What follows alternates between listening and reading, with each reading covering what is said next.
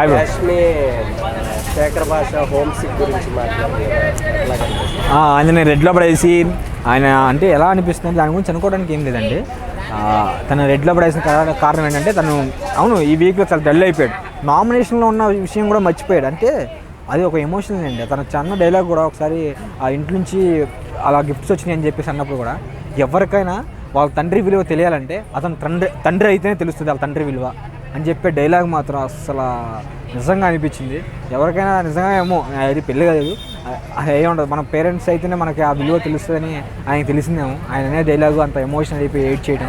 So ఈ week మొత్తం dull అవడానికి కారణం అదే, వాళ్ళ ఆవిడ ప్రెగ్నెన్సీతో ఉంటాం. ఇంకో కంగ్రాచులేషన్ చెప్పాలి శేఖర్ భాష గారు, మీకు అబ్బాయి పుట్టినందుకు.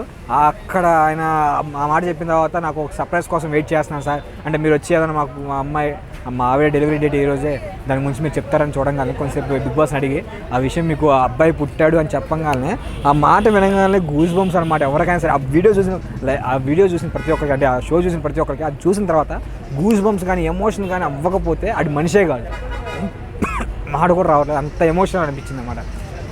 అలా ఉంది.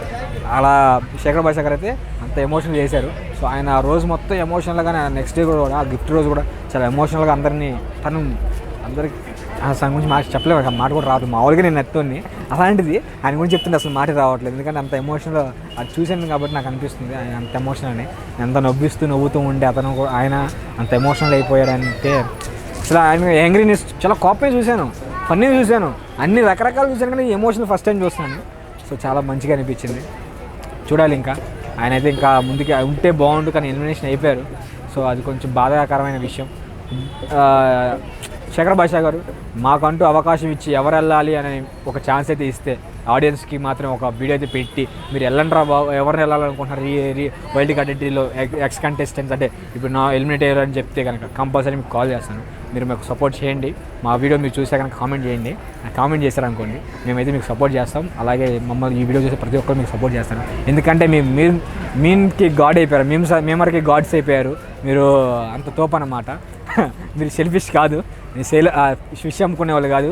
నాకు తెలుసు ఫిష్ అందరికి ఫ్రీగా ఇచ్చేవాళ్ళు అది.